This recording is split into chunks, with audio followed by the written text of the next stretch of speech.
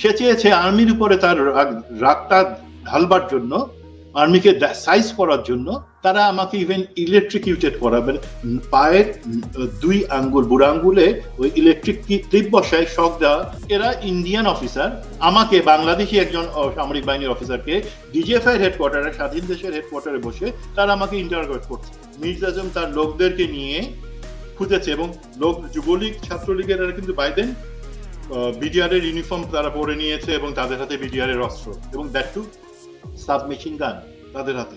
সেগুলো নিয়ে তারা খুঁজেছে এবং তারা আনফরচুনেটলি কর্নেল গুলজারকে পেয়েছে। আর যদি সিসিটিভির ফুটেজ গুলা যদি সেগুলো ধ্বংস করা না হয়ে থাকে, সেগুলোতে হিন্দি কথা আছে এবং সৈনিকরা শুনেছে আওয়ামী লীগ সরকারের কাছে, শেখ হাসিনার কাছে আত্মসমর্পণ করে আমাদের সেই যে এভিডেন্স এক্সিবিট গুলো ছিল সেগুলো আপনি নষ্ট করে দিয়েছেন স্যার।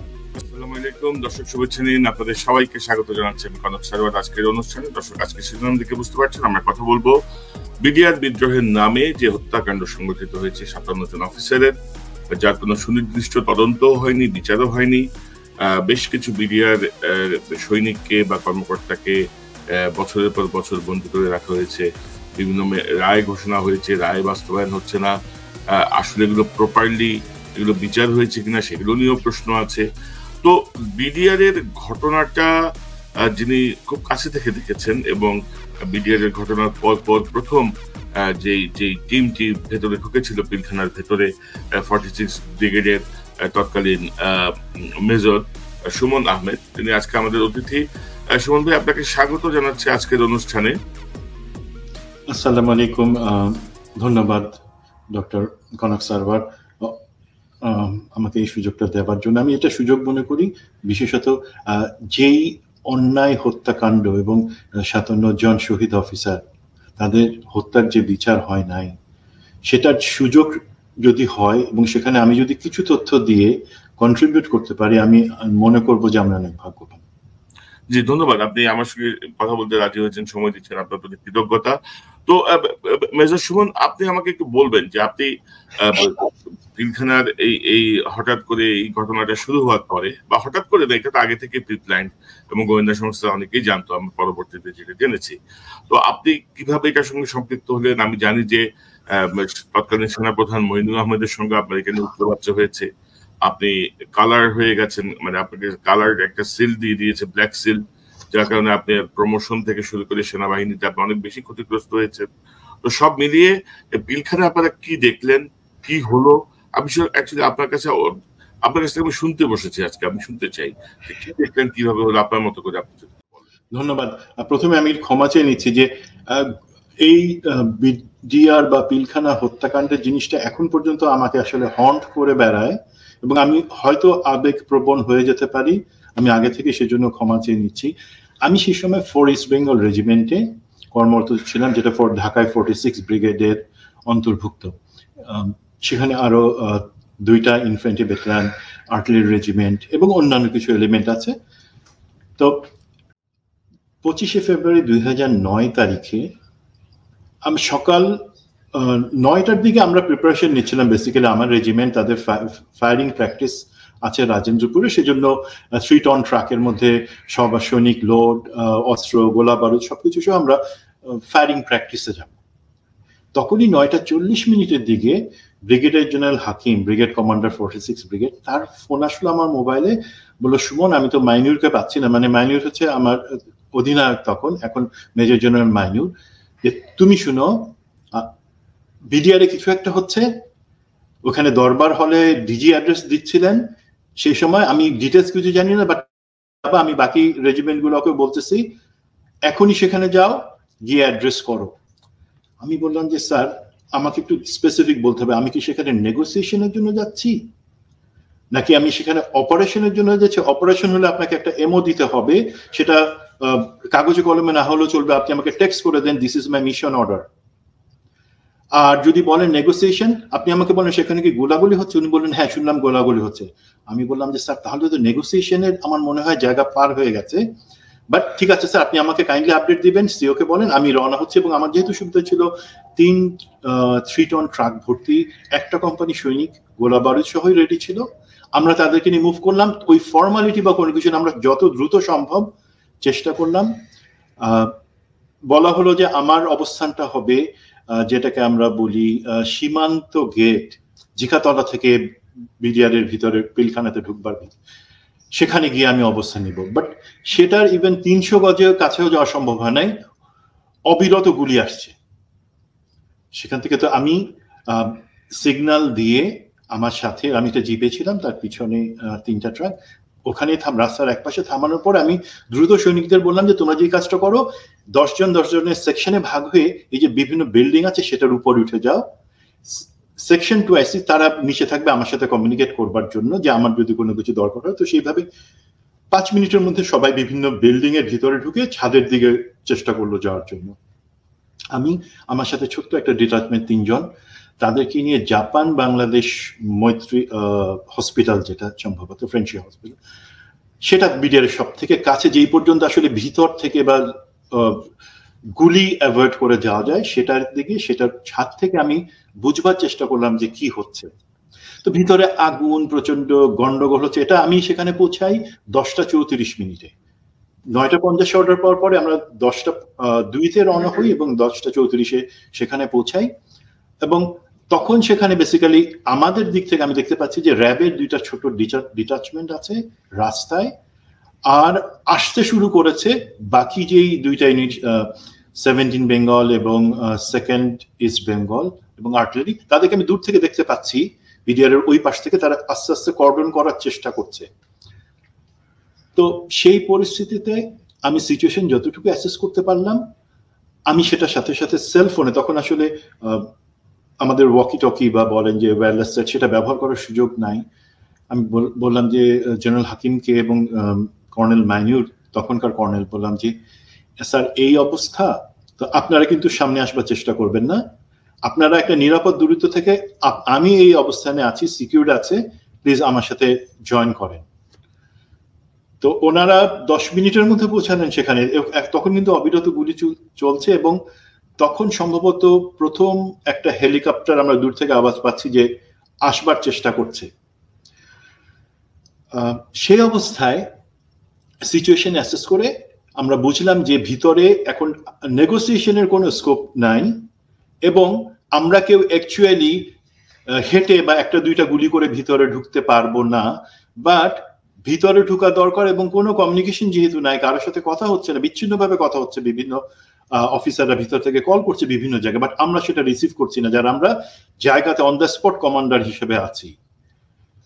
তো আমি তখন ব্রিগেডিয়ার জেনারেল হাকিমকে বললাম যে স্যার, আমাদের স্বাধীনতা যুদ্ধ থেকে শুরু করে 75 থেকে শুরু করে এই পর্যন্ত যা কিছু হয়েছে সেটা কিন্তু অন দ্য স্পট কমান্ডারকে দায়িত্ব নিতে হয়েছে।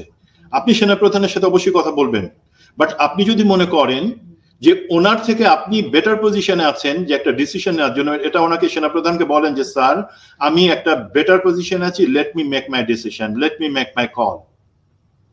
উনি সেই কথা শুনলেন, বাট আমরা ওই পাশ থেকে শুধু গালিগালাজ শুনতে পাচ্ছি। কিন্তু যতটুকু শুনতে পাচ্ছি, উনি স্পিকার আছেন, সেনাপ্রধান তাকে গালি দিয়ে বলছে যে তোমাকে আমি কোর্ট মার্শাল করবো, তোমার সাথে অফিসারদেরকে আমি কোর্ট মার্শাল করবো, পিএম এর স্পষ্ট নির্দেশ আছে এখানে ভিতরে কেউ ঢুকবে না, নেগোসিয়েশন হবে পলিটিক্যাল লোকজনের সাথে যারা বিদ্রোহ করেছে তাদের সাথে। তো জেনারেল হাকিম অনেকটা অসহায়ের মতন আমাদের দিকে তাকালেন। তো আমরা বললাম যে ঠিক আছে স্যার। তো এই পর্যায়ে বাকি অফিসার যারা আছে, বাকি অলমোস্ট ক্যান্টনমেন্ট খালি করে যে এলিমেন্ট ছিল আমরা সবাই চলে এসেছি। আমি জানি আমি 4 ইস্ট বেঙ্গল রেজিমেন্ট, যেটাকে বেবি টাইগার বলা হয়, সেখানে প্রচুর অফিসাররা প্রচুর সাহসী, তাদেরকে বলতে হয় না যে এইটা করো। তো তারা বললো যে স্যার আপনি তো কমিউনি কমান্ডারদের মধ্যে সিনিয়র, আপনাকে কি আমরা ভরসা করতে পারি? উপরে যারা আছে তারা হয়তো রিস্ক নিতে চাবে না। আমি বললাম যে আমাকে ভরসা করার দরকার নাই, আল্লাহ ভরসা, কি করবা? তো আমরা ছোট্ট একটা প্ল্যান করলাম। তখন অ্যারাউন্ড 11:15 তখনও কিন্তু আমার জানা মতে ডিজি মহোদয়, জেনারেল শাকিল এবং অন্য 2-1 অফিসার হয়তো হার্মড হয়েছে, but bulk of the officers তারা কিন্তু তখনও শহীদ হয়ে যান নাই। তো আমরা নেমে আসলাম, নেমে এসে স্পট রেকি করা সম্ভব না ওই জায়গায় গিয়ে। যতটুকু বুঝলাম যে এই পাশে জাপান, বা আপনি যদি বিডিআর এর সীমান্ত গেটে যান, তার হচ্ছে ওইখান থেকে রাস্তা থেকে ডান পাশ থেকে সৈনিকদের পারিবারিক বাসস্থানের যে লাইন, সে পর্যন্ত দেয়াল আছে, কাঁটাতারের বেড়া আছে উপরে, বাট খুব একটা উঁচু না, 9 ফিট উঁচু দেয়াল। সেটা আমরা 9 ফিট জাম্প এই সব জিনিস প্র্যাকটিস করেছি এবং আমরা জানি সেটা কিভাবে কাঁটাতার থাকলেও ক্রস করতে হয়। তো আমরা বললাম যে ঠিক আছে, আমাদের বিশ্বাস ছিল যে আমরা যদি আর্মি যদি একবার ঢুকে যায়, এটা হচ্ছে ইতিহাস বলে, এটা সত্য যে কোনো মিউটিনি বা কোনো কিছুতে অর্গানাইজড থাকে অ্যাকচুয়ালি 5 থেকে 10% লোকজন, বাকি সবাই ভয়ে অথবা কনফিউজ হয়ে তাদেরকে ফলো করে। আমাদের বিশ্বাস ছিল আমরা কোনোভাবে যদি ওদের 2টা পোস্ট, ফায়ারিং পোস্ট, যেটা থেকে ওরা লাইট মেশিন গান দিয়ে ফায়ার করছে, এই পাশ থেকে ক্যাপচার করে সেই 2টা ধ্বংস করার পরে বাকি ইউনিটগুলোকে যদি আমরা বলি যে আমরা ভিতরে ঢুকেছি, তোমরাও ভিতরে ঢুকো, তারা অবশ্যই সেটা করবে। এবং জিনিসটাকে আমরা অবশ্যই, আমাদের ধারণা তখন অফিসাররা জিম্মি, ভিতরে কি হচ্ছে পুরোপুরি একটা ধারণা নাই যে আমরা উদ্ধার করতে পারবো। অফিসারদের পরিবার সেখানে আছে, অন্যান্য বেসামরিক এবং বিডিআরের সৈনিকরা সেখানে আছে, আমাদের বিশ্বাস ছিল তারা সবাই দোষী না। সুতরাং আমরা প্ল্যান করলাম ঠিক আছে, আমরা 11:30 HR হলো, মানে যেই সময়টাতে আমরা ক্রস করে ভিতরে ঢুকবো, বাট খুবই দরকার যেখানে তাদের দিক থেকে ফায়ার আসছে সাপ্রেসিং ফায়ার বা কাভারিং ফায়ার দিতে হবে, যেহেতু এয়ার আর্টিলারি কিছুই নাই, ঢাকার মতন জায়গায় আপনি আর্টিলারি ফায়ার করতে পারবেন না। আমাদের একটা সাপোর্ট এলিমেন্ট থাকবে যারা রাস্তার ওই পাশ থেকে আমাদেরকে একটা কাভারিং ফায়ার দিবে। ওই সৈনিকদের, বিডিআর এর যারা আমরা বলছি বিদ্রোহী, তার মধ্যে আসলে ভারতীয় লোক অনেকে ছিল, তাদের উপরে ফায়ারটা থাকবে এবং সেই সুযোগে আমরা এই বেড়া টপকাই ভিতরে ঢুকে অ্যাসল্ট ফরমেশনে আমরা যতদূর পারা যায় আগাই যাব। বাট খুব দুঃখের কথা, যখন আমরা ঠিক 1 মিনিট আগে উঠে সেখানে আমরা এক প্লাটুন মাত্র 30 জন আমরা সেখানে লাইন করে থাকলাম যে আমরা এখনই জাম্প করে পার হবো। বাট তখন কিন্তু আমাদের কাভারিং ফায়ার শুরু হয়ে যাওয়ার কথা, যে কাভারিং ফায়ারের ছায়ায় আমরা ক্রস করব, সেটা হচ্ছে না। কেন হচ্ছে না? আরো 5 মিনিট পার হয়ে গেল। আমি বললাম তোমরা থাকো, যে বাকি 3 জন অফিসার আমার সাথে জয়েন করেছিল, আমি বললাম যেখানে জুনিয়র কমিশন অফিসার ছিল তার কাছে ফোন করে যে আপনার ফায়ার কেন নাই? বলে স্যার আপনি একটু আসেন। তো আমি বিল্ডিং এর নিচ থেকে আড়াল নিয়ে সেখানে গেলাম, গিয়ে দেখলাম তাদের হাতে, বিভিন্ন সৈনিকদের হাতে, প্রত্যেকের হাতে লিফলেট, যে কিছুক্ষণ আগে কিছু লোক এসে তাদের কাছে সেই লিফলেট দিয়ে গেছে যেগুলোর মূল বক্তব্য হচ্ছে বিডিআর সৈনিক ভাই ভাই অফিসারদের রক্ত চাই। মানে অফিসার্স ক্যানট বি ট্রাস্টেড, সেটা আর্মির হোক বিডিআর এর হোক, বাট তাদেরকে একসাথে থাকতে হবে, অফিসারদের কোনো কথা শোনা যাবে না, বরঞ্চ অফিসারদের রক্ত চাই। পরে আমরা জেনেছি যে এটা তাপসের মানে তত্ত্বাবধানে সেই জিনিসটা হয়েছে ইনস্ট্যান্টলি। তো আমরা বুঝতে পারলাম যে হয় কাভারিং ফায়ার ছাড়া আমাদেরকে যেতে হবে অথবা বাদ দিতে হবে। তো এর মাঝে আবার জেনারেল হাকিমের কাছে খবর পৌঁছায় যায় যে আমরা কিছু অফিসার, কিছু সৈনিককে নিয়ে দেয়াল টপকায় পাঠানোর চেষ্টা করতেছি। তো উনি সাথে সাথে সেখানে অন দ্য স্পট আসলেন, উনিও কাভার নিয়ে আছেন, বললেন যে সুমন আমি তোমাকে বলছি শেষবারের মতো, লিভ দ্যাট, আসো, ব্যবস্থা হচ্ছে। আমার সাথে কথা হয়েছে সেনাপ্রধানের, উনি এগ্রি করছেন যে একটা অপারেশন হবে, খুব শিগগিরই হবে, প্লিজ আমাদের উপর ছেড়ে দাও, আমরা বাকি এপিসি সহ সবকিছু নিয়ে আসছি। আমি বললাম যে ঠিক আছে স্যার, যদি সেটা হয় আমরা উইথড্র করে আমাদের জায়গায় আসছি। আসবার পরে তখন জেনারেল সিনহা সম্ভবত সিজিএস ছিলেন, উনি আমাকে শুনাইলেন যে আমার সামনে কল করলেন যে জেনারেল সিনহার সাথে, সিনহা বলে হ্যাঁ হ্যাঁ এখনই এমও তৈরি হচ্ছে, এখনই আসো, আর্মি হেডকোয়ার্টারে অপারেশন অর্ডার হবে। তখন আমার মাথায় খটকা লাগলো। আমি বললাম যে স্যার, একটা আপনি আর্মি হেডকোয়ার্টারে একটা এমও তৈরি করবেন, অফিসিয়াল একটা অর্ডার হবে, it's a matter of minimum 4 to 5 hours. এখানে যেভাবে গুলি চড়ছে, আপনার কি মনে হয় যে অফিসাররা সেখানে আর টিকে থাকতে পারবে যদি তার এখনো টিকে থাকে? উনি বললেন এটা process. By then major Al Mamun, উনি 24 BML অন করছে, মানে তাকে আমি চিনতে পারি না, এই লুঙ্গি পরা একটা লোককে সৈনিকরা নিয়ে আসলো যে স্যার এ বলতেছে উনি একজন অফিসার, কথা বলেন। আমি মামুন রে পেয়ে জড়ায় ধরলাম, দেখলাম ওর মানে চোখ মুখের কোনো ভাষা নাই। আমি বললাম কি হয়েছে, কি অবস্থা, তুই এখানে কি? বলে আমি পালায় আসতে পারছি। আমি বললাম যে আলহামদুলিল্লাহ, বাকি সবাই কি পারছে? বললো না রে, বাকি বেশিরভাগ মেরে ফেলছে। সেই কথাটা আমি তখন মামুনকে নিয়ে গেলাম জেনারেল হাকিমের কাছে। আমরা সেখানে সিভিলিয়ান বা অন্যান্য কিছু বেসামরিক লোক তারা কিন্তু আশপাশে আছে, একটু আড়াল নিয়ে আছে, তার মধ্যে থেকে নিয়ে গেলাম। আমি জেনারেল হাকিমকে বললাম যে স্যার দেখেন, নাও ইউ লিসেন, ভিতরে অফিসাররা জীবিত আছে কি না আছে সেটা আমার নিয়ে প্রচন্ড সংশয় আছে। আমার মনে হয় এখনো সময় পার হয়ে যায় নাই, উই মাস্ট গেট ইন। মামুনের বক্তব্য উনি শুনলেন, উনি তাকে এএসইউ ডিটাচমেন্টের কাছে পাঠিয়ে দিলেন, যারা কাছাকাছি ছিল, যে বক্তব্য এবং অন্যান্য কিছুর জন্য। তারপরে কিন্তু বেসিক্যালি অফিসার লেভেলে যারা ছিল আমরা প্রচন্ড রকমের একই সাথে বিক্ষুব্ধ, আরেক সাথে কিন্তু আমরা শঙ্কিত, বিকজ ভিতরে কি হচ্ছে না হচ্ছে সেই ব্যাপারে কনফ্লিক্টিং বিভিন্ন মেসেজ এবং টেক্সট আসছে, যে ভিতরে সব অফিসারকে মেরে ফেলা হয়েছে, ওনারা শহীদ হয়েছেন, আবার কিছু কিছু হচ্ছে না তেমন কিছু হয় না, ওরা ফাঁকা গুলি করতেছে, এই ধরনের। তো তখন পলিটিক্যালি বলা হলো যে ঠিক আছে, আমরা এখন অপারেশন করতে পারবো না, বিকজ ভিতরে স্বরাষ্ট্রমন্ত্রী উনি যাচ্ছেন অ্যাড্রেস করবার জন্য, এবং স্বরাষ্ট্রমন্ত্রী আসবার আগে হেলিকপ্টারে করে বিদ্রোহীদের জন্য একটা মেসেজ পাঠানো হচ্ছে যে তারা যাতে অস্ত্র সম্বরণ করে। সেই পয়েন্টে আমরা মনে করলাম যে যেহেতু সেখানে পলিটিক্যাল ইনভলভমেন্ট হয়ে গেছে, এখন যদি আমরা ভিতরে ঢুকিও এখানে একটা ফ্রেন্ডলি ফায়ারিং হয়ে যেতে পারে, যেখানে বেসামরিক লোকজন নিহত হওয়ার ভয় আছে।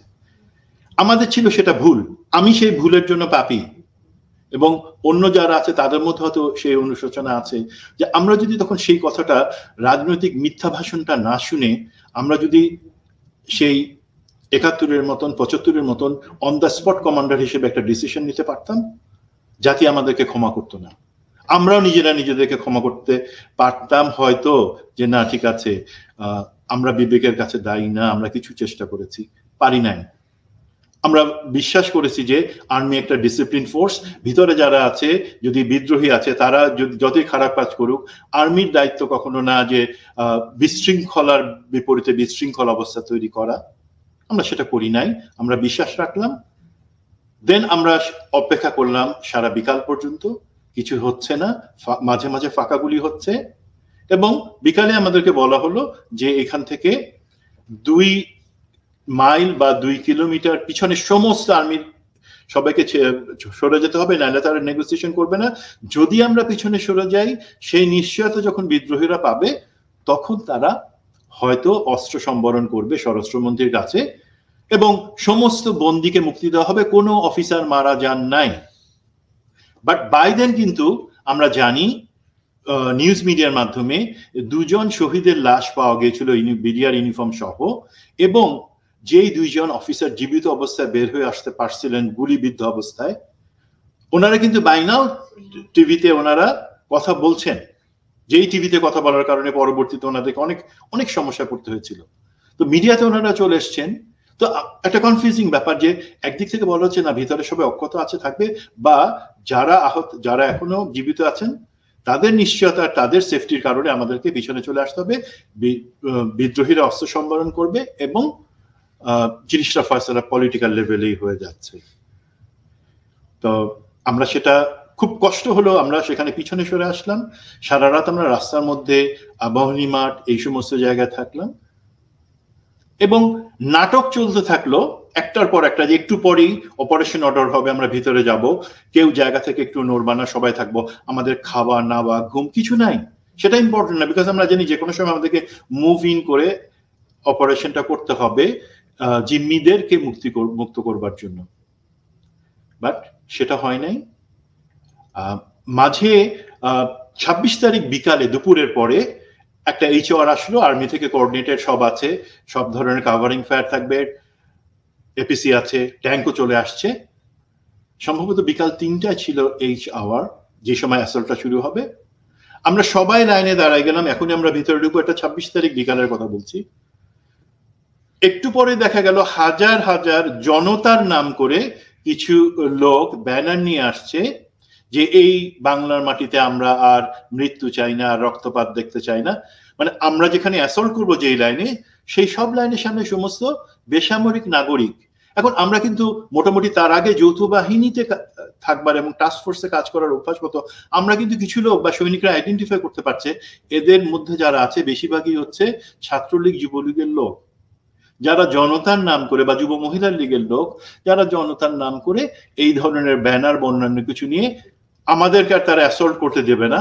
তারা একটা নাটক তৈরি করছে যে হিউম্যানিটেরিয়ান অ্যাপিল, যে না, যা হয়েছে হয়েছে, আমরা আর কোনো আর্মিকে কোনো অ্যাটাক করতে দিব না, রেস্কিউ অপারেশন করতে দিব না, ভিতরে সেখানে অনেক ক্যাজুয়ালিটি হতে পারে, আরো রক্তপাত হতে পারে। তো আমরা 20 মিনিট সেই নাটক দেখলাম। এখন যেটাই হোক না কেন, আমাদের মধ্যে আছে জিনিসটা, কারোর মধ্যে কিন্তু আমি বলি সবার কষ্ট আছে, কিন্তু প্রতিহিংসার জিনিসটা মাথার মধ্যে নাই। সবাই চায় যে এইখান থেকে যারা ভিতরে আছে তাদেরকে উদ্ধার করা এবং এই বিদ্রোহটার অবসান করানো। তার সেই কারণে আমরা কি এখন সিভিলিয়ান বেসামরিক লোকজনের গায়ের উপর দিয়ে চলে যাব তাদেরকে গুলি করে? আমরা তখন এত খারাপ আর্মি হয়ে যায় নাই যে আমরা বেসামরিক নাগরিকদের উপর গুলি চালাবো। আমরা 20 মিনিট সেখানে অপেক্ষা করে যখন দেখলাম যে না, আমরা আর ভিতরে রেস্কিউ অপারেশনটা করতে পারছি না, then we fell back again সেই প্রত্যেকের জায়গায়, সেই আবহানী মাঠ এবং অন্যান্য জায়গায়। আর পরের দিন 27 তারিখ ভোরবেলায় আমাদেরকে বলা হলো যে ঠিক আছে, এখন আমরা ভিতরে যেতে পারবো। ইতিমধ্যে কিন্তু মোটামুটি একটা ধারণা হয়ে গেছে যে আমরা ভিতরে গিয়ে হয়তো কোনো অফিসার বা তাদের পরিবারকে জীবিত অবস্থায় পাবো না। বিকজ আমরা কিন্তু দেখেন এমন একটা জায়গায় আছি, আমরা হয়তো নিজেদের মধ্যে কথা বলতে পারছি, বাট অ্যাকচুয়ালি ভিতরে কি হয়েছে বা ভিতরে কি হচ্ছে আমাদেরকে কোনো কিছু জানতে দেওয়া হচ্ছে না। ওয়্যারএজ পলিটিক্যাল লিডারশিপ, পুলিশ, তারা কিন্তু ভিতরে যাচ্ছে আসছে, তারা আবার আমাদের সাথে ইনফরমেশন শেয়ার করছে না অথবা চেপে যাচ্ছে। তখন পর্যন্ত আমাদের এই কষ্টটুকু ছিল, বাট পরে আমরা জেনেছি যে সেখানে অনেক ভয়ঙ্কর জিনিস করেছে পলিটিক্যাল লিডারশিপ, আওয়ামী লীগের পলিটিক্যাল লিডারশিপ, সেটা আমরা পরে জেনেছি। বাট তো ঠিক আছে, আমরা 27 তারিখ সকালে ঢুকলাম। তো ঢুকবার পরে সব রেজিমেন্ট একটা সিরিয়ালে, আমাদের রেজিমেন্ট প্রথমে। তো সেখানে ঢুকবার পরে ডিজির বাসভবন এলাকা, সেখান থেকে সৈনিকদের পারিবারিক বাসস্থান এবং একটা কলেজ, এই পর্যন্ত যে বাউন্ডারি সেটা বলা হলো আমার কোম্পানির দায়িত্বে, যে সেটাকে আমরা প্রথম কথা সার্চ অপারেশন, দেন হচ্ছে সেটাকে সিল করে দেওয়া এভিডেন্সের জন্য। বাট আমাদের কাছে তখন আমরা হয়তো জীবিত কাউকে পাবো বা মৃত যারা আছেন তাদের দেহাবশেষ পাবো। তো ঢুকবার পরে কি হলো, আমি ভিতরে ঢুকে ডিজির বাসভবন যেটা, সেটাতে আমি ঢুকলাম। সেখানে দেখি জেনারেল তারেক সিদ্দিকী, তাকে আমি সেই প্রথম দেখি, কিন্তু আমি পাশের একজনকে জিজ্ঞেস করলাম একে, এক অফিসার, সে বলতে চাচ্ছিলেন না, সে তো হচ্ছে জেনারেল তারেক সিদ্দিকী, পিএম এর ডিফেন্স অ্যাডভাইজার। আমি বললাম ওকে। তো সে বিভিন্ন নানক তাকে দেখাচ্ছে কোথায় কোথায় কত গ্রেনেড পড়ে আছে সেই জিনিসগুলা। তা আমি নানকের সামনে গিয়ে বললাম যে সরি স্যার, আমি আপনাকে চিনি, বাট এটা তো আমরা এখন সিকিউর করেছি, আপনি তো এখানে হাঁটতে পারেন না। উনি বললেন ভাই আমি তো এখানে 2 দিন ধরে আসছি, কিছু হয় না। দেন দ্যাট স্ট্রাক মি, উনি 2 দিন ধরে সেখানে আসছেন, উনি ছিলেন এখানে, ওয়্যারএজ আমাদের সেনাবাহিনীর কাউকে ভিতরে ঢুকতে দেওয়া হয় নাই ইন দ্য প্রিটেক্স যে সেটা ভয়ঙ্কর একটা পরিস্থিতি তৈরি করতে পারে। আর নানক, আজম, মির্জা আজম, তারা সেখানে 2 দিন ধরে ঘুরে বেড়াইছে। তো আমি বাই দেন জেনারেল হাকিম তিনি সেখানে আসছেন এবং আমরা চেষ্টা করলাম তারপরে 2টা ঘন্টা এর পুরো এরিয়া, প্রত্যেক ব্যাটালিয়নকে দায়িত্ব ভাগ করে দেওয়া হলো প্রতিটা ইঞ্চি খুঁজে দেখবার জন্য যে আমরা কাউকে জীবিত অবস্থায় রেস্কিউ করতে পারি কিনা। এটা 1 নাম্বার। 2 নাম্বার টাস্ক যেটা হচ্ছে যদি কোনো পলাতক বিদ্রোহী সেখানে থাকে তাদেরকে ক্যাপচার করা, অ্যারেস্ট করা এবং আইন শৃঙ্খলা রক্ষাকারী বাহিনীর কাছে আইদার সোপর্দ করা বা তাদের যদি আসতে দেরি হয় 12 ঘন্টা পর্যন্ত ডিটেনশনে রাখা। 3 নাম্বার যেটা হচ্ছে যে এই যে সমস্ত এলাকা সেখানকার সমস্ত আলামত গুলোকে সিকিউর করা। তো এই 3টা টাস্কের মধ্যে আমরা সেগুলো করছি, বাট কোথাও কাউকে খুঁজে পাচ্ছি না। দেন সেনাবাহিনী প্রধান উনি আসলেন অ্যারাউন্ড 11:30 দিকে উনি আসলেন, সাথে ওনার বিভিন্ন বড় একটা বহর, ক্যামেরা, সবকিছু আছে সেখানে। তো উনি আসবার পরে সবকিছু দেখছেন, ডিজির বাসা, আহা এই অবস্থা হলো, এই অবস্থা হলো। আমি তো সেখানে রক্ত এইভাবে জমা আছে, আমি কিন্তু উপর পর্যন্ত কাউকে যাইতে দেই নাই, বিকজ জানি সেগুলো এভিডেন্স, তখন পর্যন্ত যাইতে দেই নাই। তো উনি জেনারেল হাকিমকে বলছেন, হাকিম শুনলাম আরো 2টা বডি পাওয়া গেছে। দেন আমার কাছে প্রচন্ড লাগলো, আমি সেনা প্রধানকে বললাম যে স্যার 2টা বডি না স্যার, 2জন শহীদের নিহত লাশ পাওয়া গেছে স্যার। উনি বলে হ্যাঁ হ্যাঁ হ্যাঁ 2 জন শহীদের নাকি পাওয়া গেছে। দেন উনি এইভাবে কথা বলে যাচ্ছেন এবং প্রতিরক্ষা উপদেষ্টার সাথে বিভিন্ন জিনিস আলাপ করছেন, সেখানে পলিটিক্যাল লোকজন আসছে যাচ্ছে। সেটা একটু হয়ে যাওয়ার পরে আমি সেনাপ্রধানকে বললাম, স্যার আপনি কি উপরের দিকে যেতে চান, তাহলে আমরা এভিডেন্স নষ্ট না করে সেখানে যাই। উনি বললেন চলো। তো জেনারেল হাকিম বাকি সবাই নিচে থাকলো, সেনাপ্রধান, আমি উপরে গেলাম। উপরে যাওয়ার পরে আমি কোনো কিছু দেখা নাই, বললাম যে স্যার আপনি ফিল করতে পারেন নাই, আপনি আজকে সেনাপ্রধান, আপনি ফিল করতে পারেন না অ্যাকচুয়ালি আমাদের অফিসারদের মধ্যে কতটুকু কষ্ট। আমরা শুধুমাত্র ভদ্র বলে, এবং যেটা ভুল, আমাদের মনে হয় ভদ্র থাকা উচিত না, ভদ্র বলে এতক্ষণ পর্যন্ত আমরা 48টা ঘন্টা সবকিছু সহ্য করে আছি। আপনার কি একবারও মনে হয় না স্যার যে জিনিসটা অন্যায় হয়েছে, আপনাকে নিয়ে প্লে করছে পলিটিক্যাল লোকজন, আপনি যাদেরকে পাওয়ারে আনছেন তাদেরকে? আমার স্বাভাবিক অবস্থা এই কথাগুলো বলবার মতন হতে সাহসও থাকবার কথা না, বাট তখন আমাদের সবার মধ্যে মাথায় আগুন জ্বলছে। বললাম যে স্যার আপনার কি এখনো সাহস নাই যে আপনি অফিসারদের সামনে হবেন, তাদের সাথে কথা বলবেন? উনি প্রচন্ড রকমের বিব্রত বোধ করছেন, কারণ সম্ভবত ওনার জীবনে কেউ ওনাকে সেটা বলে নাই। তো তখন হাকিম স্যার জিনিসটা যে স্যার ঠিক আছে, ও একটু বলে না ঠিক আছে, তো কি করতে বলো তুমি সুমন? বললাম যে স্যার আপনি অফিসারদের সাথে কথা বলেন সাহস করে, তাহলে অন্তত যে জিনিসটা হবে, আমরা যেইভাবে বিক্ষুব্ধ হয়ে আছি, আমরা আর বড় কোনো অঘটন হয়তো ঘটাবো না, বা নিজেদের মধ্যে একটা বিভেদ তৈরি হবে না। তো যদি আপনি আর্মির রেশন খেয়ে থাকেন, এই আর্মিকে বাঁচানোর জন্য, তার কালচারটাকে বাঁচানোর জন্য, you must talk to the officers. পারলে সৈনিকদেরও নিবেন, কথা বলেন। তো তারপরে 2-3 মিনিট ভিতরে উনি দেখলেন, চলে আসলেন, বাট উনি তখন লাল হয়ে গেছেন, ঘামছেন প্রচন্ড। আমি তখন সব অফিসারের মনে একটা যে চলে যাক, আমাদের র্যাঙ্ক বা অন্যান্য কিছু ইম্পর্টেন্ট না, চাকরি ইম্পর্টেন্ট না, ইম্পর্টেন্ট হচ্ছে আমরা কেন এই হত্যাকাণ্ডের বিচার করতে পারলাম না। বিকজ বাইরে আমরা ক্লিয়ার যে সমস্ত অফিসারকে হত্যা করা হয়েছে, আমরা ডেড বডি পাচ্ছি না, কোনো না কোনো ভাবে সেটা লুকানো আছে। তো এইভাবে তখন কিছু হয় নাই, আমরা রাতের মধ্যে সবকিছু সিকিউর করে বিভিন্ন পয়েন্টে গার্ড বসে আমরা থাকলাম, এবং পরের দিন সকালবেলায় আমরা বিভিন্ন হাসপাতাল, ওইখানে সদর হাসপাতাল আছে, সেই সব জায়গায় কিছু বিডিআর সৈনিককে পাইলাম যারা সেখানে আহত হিসেবে আছে বা অসুস্থ অবস্থায় চিকিৎসা নিচ্ছে, প্রায় ধরেন 150-র মতো। এবং আমরা সেখানে ওটাকে আমরা বলি ফক্সহোল, যে কোনো রুমের উপরে ছোট একটু জায়গা থাকে, সেই সমস্ত জায়গা থেকে আমরা 17টা মেশিন গান এবং প্রায় 25,000-এর মতো গুলি পাইলাম।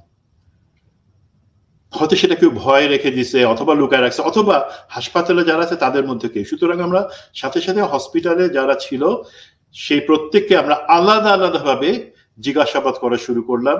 2-3টা জিনিস, একটা হচ্ছে কিভাবে এবং কেমন করে ঘটনা হয়েছে, তোমরা কি জানো যে ওনারা কোথাও বন্দী আছেন কিনা, অথবা ওনাদেরকে যদি হত্যা করা হয়ে থাকে এই শহীদদের লাশ কোথায় থাকতে পারে। তো কেউ কিছু বলতে পারছে না। তো সেই অবস্থায় এই 150-এর মতন লোককে জিজ্ঞাসাবাদের, প্রত্যেকে যেহেতু আলাদা আলাদা ভাবে করছে বিভিন্ন অফিসার নিয়ে, তো আমরা 4 জনের বক্তব্য, তাদের মধ্যে থেকে তাদের ডিএডি বলে একজন এবং বাকি বিভিন্ন স্তরের সৈনিক, তাদের বক্তব্যে আমরা একটা কোলাবোরেট করার মতন জিনিস পেলাম। হ্যাঁ, একজনের সাথে আরেকজনের বক্তব্য ফিট ইন করে যাচ্ছে, তার মানে এদের কথাগুলো আমরা নিতে পারি যে তারা সত্যি কথা বলছে। সেখান থেকে যে ইনফরমেশন গুলো পেলাম সেগুলো ডক্টর কনক সারওয়ার, আমি বলি আপনার কাছে সেগুলো ভয়ঙ্কর লাগবে।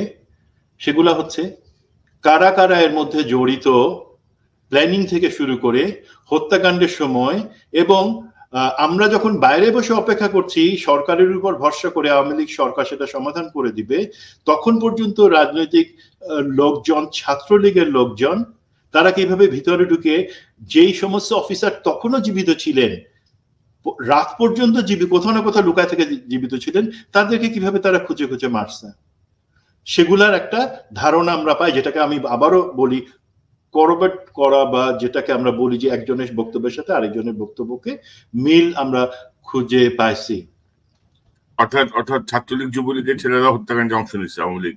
হ্যাঁ, এখানে যেই ধারণাটা আমরা পাই এবং আমাদের বিশ্বাস ছিল রাফলি 13,000-এর মতন বিডিআর সদস্য সেখানে ছিল সেই বিডিআর ডে প্যারেড সেই উপলক্ষে। তার মধ্যে থেকে সব মিলাই হয়তো বড় জোর 400 প্রত্যক্ষভাবে সেই মিউটিনি, বিদ্রোহ, গোলাগুলি, হত্যাকাণ্ড তাতে জয়েন করছে। বাকিরা কিন্তু বাধ্য হয়ে অথবা ভয় পেয়ে জয়েন করছে, এবং তাদের মধ্যে থেকেও বেশিরভাগ কিন্তু আপনার সন্ধ্যার মধ্যে সুযোগ পেয়ে তারা অস্ত্র তাদের বিছানার বা অন্যান্য কাছে রেখে তারা দেয়াল টপকায় পালায় গেছে, যারা ভয় জয়েন করছিল প্রথম রাতে। আর আসল যারা হত্যাকাণ্ডের হত্যা তারা কিন্তু পরের দিন পালাচ্ছে। তো তার মানে এরা যদি আমি ধরি 400, তার সাথে যোগ করেন আপনি ভারতের ব্ল্যাক ক্যাটের একটা স্কোয়াড, কিলিং স্কোয়াড যারা জয়েন করেছে, এই জিনিসগুলা আমার বক্তব্য না। যাদেরকে জেলে এখন আটকায় রাখা হয়েছে বিডিআর সদস্য, তাদেরকে সঠিকভাবে তাদের সাথে যদি কেউ কথা বলে, তাদেরকে বলা হয় তোমরা সত্যিটা বলো এখন, তারা তখন হয়তো সত্যি বলছিল, সেটা আসে নাই মিডিয়াতে বা সেটা কাগজে কলমে আসে নাই, তাদের সাক্ষীতে আসে নাই। এখন যদি বলা হয় আপনারা সেই একই জিনিস শুনতে পাবেন। তো দুই স্কোয়াড হচ্ছে ব্ল্যাক ক্যাট। ছাত্রলীগ যুবলীগের সেটা হচ্ছে মনে রাখবেন, যুবলীগের তখন মানে অবিসংবাদিত নেতা হচ্ছে মির্জা আজম, নানকও ছিল, বাট প্ল্যানিং এর পার্ট থেকে শুরু করে তাপসের হাতে ছিল। তাপস প্রথম থেকে এদের সাথে কথা বলছিল, শেখ ফজলুল তাপস। এবং পতিত প্রধানমন্ত্রী, তৎকালীন নতুন প্রধানমন্ত্রী শেখ হাসিনাকে জিনিসটা অবহিত করা সেই চ্যানেলে ছিল। নানকের কাজ ছিল নানক তাদেরকে বলছিল, 3টা মিটিং এসে জয়েন করছিল তাদের সাথে, যে ঠিক আছে তোমরা করো, আমরা বাইরে থেকে লোক অ্যারেঞ্জ করব। বাইরে মানে সেটা দেশের ভিতরের বাইরে হতে পারে অথবা ইন্ডিয়া থেকে, সেই জিনিসটার লিঙ্ক ছিল নানক। আর মির্জা আজমের কাজ ছিল যুবলীগদের লোকজনকে নিয়ে ভিতরে আসা সিক্রেটলি, সেখানে তাদের ইউনিফর্ম চেঞ্জ করে, যে বিডিআর এর ইউনিফর্ম পরায়, এই সার্চ অপারেশন করা। তার মধ্যে যেমন কর্নেল গুলজার, তার হত্যাকাণ্ডটা সম্পূর্ণভাবে মির্জা আজম করেছে, ভিতরে খুঁজে বের করে, যেটার বর্ণনা আমরা ওই 4 জনের যে বক্তব্য সেখান থেকে কোরাবর্ট করতে পারি। তো আমরা যখন এই জিনিসগুলো শুনলাম যে কতগুলা মিটিং হয়েছে তার আগে, তার মধ্যে এই 4 জনের মধ্যে সবাই যে প্রত্যক্ষভাবে মিটিংয়ে ছিল তা না, তা 2 জন শুনেছে, বাকি 2 জন সেই মিটিং গুলাতে ছিল। কিভাবে ভিতরে হত্যাকাণ্ডগুলা হয়, সংগঠিত হয়, সেখানে পলিটিক্যাল এর বাদেও লিঙ্কেজটা কি, কারা কারা ভিতরে আসছে। এবং সাহারা খাতুন যে ভিতরে গেছিলেন, অনেকে বলে উনি প্রচন্ড সাহস নিয়ে গেছিলেন। দ্যাট ওয়াজ জাস্ট ডিসকাস করার দরকার ছিল যে তোমাদের পালানোর পথটা আমরা কিভাবে করে দিব, আর কিছু না। তো সেই জিনিসগুলো আমরা তাদের কাছ থেকে শুনি, একটা ধারণা। বাট কেউ তখন বলতে পারে না তাদের মধ্যে থেকে যে কোথায় যদি অফিসাররা নিহত হয়ে থাকেন তাদের লাশগুলা কোথায় আছে, কেউ বলতে পারে না। তো আমরা পরবর্তীতে লাশগুলার সন্ধান পাই, শহীদদের দেহগুলাকে। আপনারা কনক ভাই, আপনিও সেখানে মিডিয়া নিউজ কভার করেছেন, আপনি জানেন যে কত নৃশংসভাবে তাদেরকে হত্যা করা হয়েছে এবং কিভাবে লাশগুলাকে কত অপমানিত ভাবে তাদেরকে দাফন করা হয়েছে। আমাদের পতিত প্রধানমন্ত্রী শেখ হাসিনা প্রায় বলেন যে আমি তো বুঝি স্বজন হারানোর বেদনা বা অন্যান্য কিছু, উনি কিছু বোঝেন না। ওনার একমাত্র, আপনি যদি ওনার 1991 সালে নির্বাচনের আগের স্পিচটা শুনেন, সেখানে কিন্তু বাংলাদেশের লোকজন পরিষ্কারভাবে বুঝতে পারছে যে উনি পাওয়ারে আসতে চান শুধুমাত্র তার বাবা মার হত্যাকাণ্ডের বিচার করা না, প্রতিশোধ নেওয়ার জন্য, সেটাই তার উদ্দেশ্য। তো এখন এবং পার্থক্য আছে, যারা নিহত হয়েছেন, যারা শহীদ হয়েছেন, তারা কিন্তু 30,000 মুক্তিযোদ্ধাকে মেরে যারা জাসদ ছিল তাদেরকে মারবার দায়ে তারা শহীদ হন নাই, তারা নিরপরাধ অফিসারদেরকে সেখানে মারা হয়েছে। বিকজ পতিত শেখ হাসিনা সে চেয়েছে আর্মির উপরে তার রাগটা ঢালবার জন্য, আর্মিকে সাইজ করার জন্য এদেরকে মারতে হবে। তো আমাদের এইখানে আমরা যখন শহীদদের লাশগুলো পাইলাম তখন আমাদের সবার বুক ফেটে গেল, মানে আমরা অনেকে নিজেদেরকে ধরে রাখতে পারি নাই। দেন আসলো মিডিয়ার পার্টটা আসলো, সেখানে যে ব্যবস্থা হচ্ছে আমাদেরকে পরিষ্কারভাবে বলা হলো যে তোমরা মিডিয়া এখানে অ্যালাউড না, তোমরা মিডিয়ার সাথে কথা বলবা না। বাট দ্বিতীয় দিন থেকে আমার কাছে মনে হয়েছে যে না, মিডিয়া জিনিসটা জানা উচিত। তো আমি সিএনএন, বিবিসি, বাংলাদেশি যেই মিডিয়া ছিল তাদেরকে এবং ভারতীয় কিছু মিডিয়া যারা আসছে সবাইকে আমি যতটুকু সম্ভব বলবো, ঘটনাটা বলবার চেষ্টা করেছি, বিকজ সবারই ফোকাস ছিল যে প্রথমে আসবে দরবার হল এবং ডিজির বাসভবন, সেখানে যে নৃশংস ঘটনাগুলো সেগুলো তারা দেখবে, অফিসার্স মেসে যাবে। তা আমি চেষ্টা করেছি যতটুকু কাভার করে, এবং আমাদের কাছে তখন পর্যন্ত যে তথ্য ছিল সেগুলা খুব কনডেন্সড ভাবে বলবার জন্য। বাট দেখা গেল 2 দিনের মাথায় আমাকে বলা হলো যে তুমি কেন মিডিয়ার সাথে কথা বলছো এই জিনিসগুলা, তুমি কি জানো যে ডিজির পরিবারকে কিভাবে হত্যা করা হয়েছে? আমি বললাম যে না স্যার, আমার সামনে এটা হয় নাই, বাট যাদের সামনে হয়েছে তারা আমাদের সাথে কথা বলেছে এবং আমার কাছে প্রমাণ আছে স্যার। তখন আমরা সেগুলোকে রেকর্ড করে রাখছিলাম আমাদের মোবাইলে।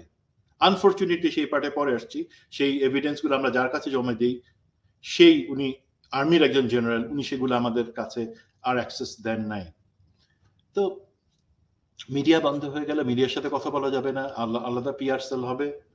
ওকে, দেন সেনাপ্রধানকে যেহেতু বলা হয়েছিল যে উনি কথা বলবেন অফিসারদের সাথে, তো পরে শুনলাম যে না, প্রধানমন্ত্রী এবং উনি ওনারা দুইজনে একসাথে সেনাকুঞ্জে অফিসারদের সাথে কথা বলবেন। সেটা ছিল সম্ভবত মার্চ মাসের 1 তারিখে। বাই দেন 4টা দিন পার হয়ে গেছে। তো সেই আপনারা জানেন, আমি সেই বিস্তারিততে যাব না, যে সেখানে অফিসাররা খুব ভদ্রভাবে তাদের আবেগটা ধরে রেখেই কিন্তু প্রধানমন্ত্রীকে রিকোয়েস্ট করছিল যে আপনি এটার বিচার করেন, এবং কিছু প্রশ্ন রাখছিল যার উত্তর শেখ হাসিনার কাছে ছিল না, বিকজ অ্যাপারেন্টলি তার কাছে ছিল না, বা সে তো জানে। আপনি একটা জিনিস চিন্তা করেন, বিডিআর প্যারেড বা বিডিআর ডে যে নৈশভোজ, সেটাতে এত বছর হয়ে গেল প্রতি বছর দেশের সরকার প্রধান বা রাষ্ট্রপ্রধান জয়েন করেন, সেখানে 2 জনের 1 জন। উনি সেটাতে জয়েন করলেন না। তার আগে আমাদের ধারণা ছিল যে ঠিক আছে, হয়তো আওয়ামী লীগের লোকাল লেভেলের লোকজন এই বিদ্রোহের সাথে ছিল। বাট পরে আমরা যখন আমি এসএসএফ এর এক অফিসারের সাথে কথা বলি, সে আমাকে বলল স্যার, এখানে 24 তারিখে দুপুরে তাপস পিএম কে রিং করে কিছু জিনিস বলে, তখন পিএম তাকে বলে যে আমি না বলে তুই যদি আবেদিন ছিল ডিজিএসএসএফ, জানো না, তুই আবেদিন বললে পরে জিনিসটা আমি সিনে থাকি না। মানে উনি বলতে চাচ্ছেন যে তোমার যে ইনফরমেশনটা আমি যদি জেনারেল আবেদিনকে বলি, একটা প্রমাণ থেকে যায় যে আমি নিজে থেকে যাইতে চাই নাই সেই ডিনার, নৈশভ যেটাকে আমরা বলি বড়খানা বা বিভিন্ন জিনিস বলা হয়, প্যারেডের পরের দিন যেটা হয়। তো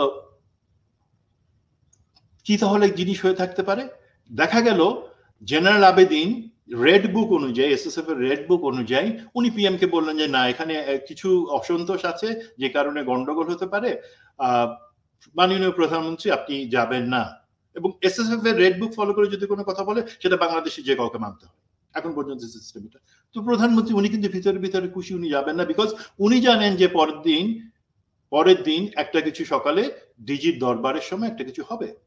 বাট যখন আমরা ফিরে আসি সেই 1 মার্চে শেখ হাসিনা যখন কথা বলতেছে অফিসারদের সাথে, সেই একই নাটক, আমার মা বাবা হতে হচ্ছে, আমি জানি স্বজন হারানোর বেদনা। তুমি কি জানো স্বজন হারানোর বেদনা? তোমার স্বজন যারা মারা গেছে তারা 30,000 মুক্তিযোদ্ধাকে হত্যা করার কারণে দেশের জনগণ বিক্ষুব্ধ হয়ে গেছে, তার কিছু একটা অংশ সাহস করে সেই সেনা অফিসাররা পরিবর্তন ঘটেছে। আমি কখনো নিরীহ কাউকে হত্যা করা সাপোর্ট করি না। বিডিআর বিদ্রোহের সময় যারা শহীদ হলেন তারা কোন লোককে খুন করছে? তারা কোন মুক্তিযোদ্ধা বা কোন পরিবারের কোল খালি করছে? করে নাই। তো উনি বের হয়ে আসলেন, বাট সেই যে জিদি মহিলা, সে সাথে সাথে সেনাপ্রধানকে বললেন এইটার ব্যাপারে, আমারে বেইজ্জতি করার ব্যাপারে যারা আছে সবাই রিস্যাক করো, জেলে ভরো। সেনাপ্রধান তার হাতের পুতুল, সেই তাকে পাওয়ারে আনছে, বাট সে এখন হাতের পুতুল।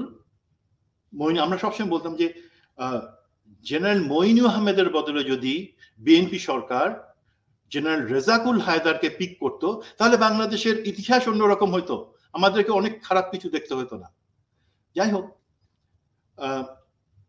তো সেই মতন অফিসারদেরকে নজরে রাখা হলো যারা কথা বলেছে। আপনারা জানেন পরবর্তী অনেককে অনেকভাবে অপমানিত করে মিথ্যা অপবাদ দিয়ে মিথ্যা মামলা দিয়ে তাদেরকে জেলে ডিসমিস করা সবকিছু করা হয়েছে। আর আমার উপরে যেটা খড়গ আসলো তার 3 দিন পরে 5 তারিখে বৃহস্পতিবারে, আমি এতদিন আমরা এখানে আছি এক জামা কাপড়ে বলতে গেলে, আমাদেরকে বললাম যে ঠিক আছে আমি একদিনের জন্য বাসায় যাই। বিভিন্ন অফিসার বললো যে ঠিক আছে শুক্রবারটা বাসা থেকে আবার আমরা ফেরত আসি। ওকে, কিছু অফিসার পারমিশন পেলে আমি যখন এসে আমার স্বর্ণালীতে বাসার আমি 6 তালে আমি ঢুকতেও পারি নাই, একজন অফিসার সে এসে বললো যে স্যার লগ এরিয়াতে তো আপনাদের কিছু কাগজ ফিল আপ করতে হবে, যারা আপনারা তখন কোনো পারমিশন ছাড়া সেদিন বের হয়ে গেছিলেন, একটু যদি আসেন। আমি বললাম যে প্লিজ আমাকে 5 মিনিট সময় দাও, আমি একটু আমার বাচ্চাদের সাথে আর ওদের মার সাথে দেখা করে আমি এখনই আসছি। বাট আমার মাথায় একটা খটকা যে এটা কি জিনিস, আমার তারা কারো তো জানবার কথা না যে আমি এই সময় বাসায় আসছি। তো আমি আমার ওয়াইফ নিম্মিকে বললাম যে দেখো আমি যাচ্ছি লগ এরিয়াতে, হয়তো ফেরত আসবো, বাট যদি কোনো কারণে না আসি, আমি 2 জনের কথা বললাম যে তুমি এই 2 জনকে ফোন করে বলবা যে আমাকে সম্ভবত ডিটেইন করা হয়েছে কোনো না কোনো কারণে, আর বাসা থেকে তুমি চলে যাইতে পারো না যাইতে পারো, সেফটির জন্য সেটা তোমার ব্যাপার। আমি লগ এরিয়াতে গেলাম, সেখান থেকে বের হয়ে পানিও খাওয়ার সুযোগ পাই নাই। সেখানে আমাকে বসানোর পরে সেখানে 2 জন অফিসার যারা লগ এরিয়ার না পরিষ্কার ভাবে, তারা আমার সাথে কথা বলে স্যার এই বলে টলে, স্যার কিছু জিনিস আছে তো আপনাকে তো আমরা চিনি, তো একটু ডিজিএফআই অফিসে চলেন, আমরা কিছু কথা বলবো, কিছু ইনফরমেশন জানলে যারা সত্যিকার ভাবে এই কাজে উস্কানিগুলো দিছে, বিদ্রোহ তারপরে অফিসারদের মধ্যে সম্প্রীতি নষ্ট করার জন্য, সেটা কিছু ইনফরমেশন আমরা পেতে পারি। আমি বললাম যে দেখো তুমি কি আমার ইউনিটকে বা আমার সিও কর্নেল মাইনুরকে জানাইছো, আমার ব্রিগেড কমান্ডারকে তোমরা জানাইছো যে তোমরা আমাকে অ্যাকচুয়ালি ইন্টারোগেট করবা? দেন তাদের ফেস চেঞ্জ হয়ে গেল, 4-5 জন চলে আসলো, আমাকে জাস্ট সেখানে ব্লাইন্ড ফোল্ড করা সেটা করে ফেললো, যেটা আপনি চিন্তা করতে পারবেন না স্বাভাবিক অবস্থায় আর্মিতে আমরা নিজেরা একজন আরেকজনকে করি। আমি 75-এর ঘটনা শুনেছি, সেই সময় এই ধরনের কিছু হয়েছে, দেন তারপরে আমরা সেটা কল্পনা করতে পারি না। আমি সেখানে উচ্চবাচ্য করলাম না, দেন আমাকে সেখান থেকে নিয়ে যায়, এবং দূরত্ব, আর যেহেতু আমাদের স্বর্ণালী বিল্ডিংটা ডিজিএফআই হেডকোয়ার্টার একদম পিছনে, অলমোস্ট দেয়ালে লাগানো, তা আমি বুঝতে পারলাম যে তারা আমাকে ডিজিএফআই বিল্ডিং এ নিচ্ছে, এবং আমি কোর্সে যাওয়ার সময় ডিজিএফআই ক্লিয়ারেন্স নিতে হয়, সেখানকার এলিভেটরে যে একটা অটোমেটেড কলিং আছে সেটা আমরা জানি। তো বুঝতে পারলাম, আমি ব্লাইন্ড ফোল্ডেড কিন্তু, যে আমাকে নিয়ে যাওয়া হলো, এবং সেখানে আমাকে 1.5 দিন রেখে যত ধরনের টর্চার করা যায় সবকিছু করে 2টা জিনিস তারা জানতে চাইলো। এক হচ্ছে আমি মিডিয়ার সামনে কার প্ররোচনায়, সেটা কি কোনো বিরোধী দলের প্ররোচনায় বা বিএনপির প্ররোচনায় কথা বলেছি কিনা, এই ধরনের মিডিয়াকে এই ধরনের ইনফরমেশন গুলা। একটা ভিডিও ক্লিপ আছে, আমি শেয়ার করবো হয়তো, সেটা হচ্ছে যে আমি সিএনএন এর সাথে যে ইন্টারভিউতে যে ইনফরমেশন দিলাম সেটা কার প্ররোচনায়। আর 2 নাম্বার হচ্ছে যে আমি যে সেনাপ্রধানকে অফিসারদের অ্যাড্রেস করবার কথা বললাম, সেটা আমি কার প্ররোচনায় করেছি, because that created a mace. তো আমি স্বাভাবিকভাবে বলেছি আমি কারো প্ররোচনায় না, সেটা নিজ দায়িত্ববোধ থেকে করেছি। If you like it or not, এটার জন্য আমি রেসপন্সিবল, নাথিং এলস। তারা আমাকে ইভেন ইলেকট্রিকিউটেড করা, মানে পায়ের 2 আঙ্গুল, বুড়া আঙ্গুলে ওই ইলেকট্রিক ক্লিপ বসায় শক দেওয়া, এবং সেটা কতটুকু কষ্টকর সেটার ভুক্তভোগী যারা, তারা ছাড়া কেউ বুঝবে না। এবং 3 বার ইলেকট্রিকিউটেড করে তারা আমাকে। আমি হয়তো যদি কোনো কিছুর সাথে ইনভলভ থাকতাম, এত কষ্টের মধ্যে আমি সেটা স্বীকার করতাম, বাট আমি তো স্বীকার করি নাই, করবো কিভাবে, আর কিছু তো সেখানে ইনভলভ না। তো তারা যখন 1.5 দিন থাকবার পরে সেখানে হয়তো তারা চিন্তা করছিল বিভিন্ন, আর আমার স্ত্রী নিম্মি সে একটু বুদ্ধি করে যেটা করলো, একজনকে কন্ট্যাক্ট করেছিল, আমি সরি আমি নামটা এখনো বলবো না, পরে হয়তো বলবো। তিনি কোনো না কোনো ভাবে সরকার এবং সেনাপ্রধানের সাথে কথা বললেন যে এই অফিসারকে আমি চিনি, এই অফিসার বাংলাদেশ মিলিটারি একাডেমি এবং এসআইএনটিতে 2 বার করে চাকরি করেছে, যার 1400-র মতো অফিসার আছে, যার তার হাতে তৈরি। তার যদি কিছু হয়, এখন জুনিয়র অফিসাররা খেপে আছে, তারা কিন্তু তোমাদের ছিঁড়ে ফেলবে, যে এই অফিসারের যদি আজকে কিছু হয়। তো আমি বিশ্বাস করি অফিসারের ভাই, হয়তো অতটা আমি আশা করব না বা করতাম না, বাট এটা হয়তো তারা ভয় পেয়ে পরের দিন রাতের বেলায় আমাকে সিএমএইচে নিয়ে যায়।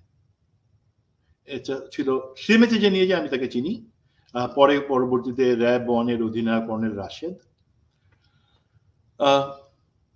আর একটা জিনিস বলতে ভুলে গেছি, আমাকে যখন ইন্টারোগেট করা হতো অফিসাররা যারা কথা বলছে আমি কিন্তু বুঝতে পারতাম, ব্লাইন্ড ফোল্ডে থাকা অবস্থায় গলা শুনে আমরা প্রত্যেকের গলা বুঝি, চিনি কে আমার সাথে ইন্টারোগেট করছে।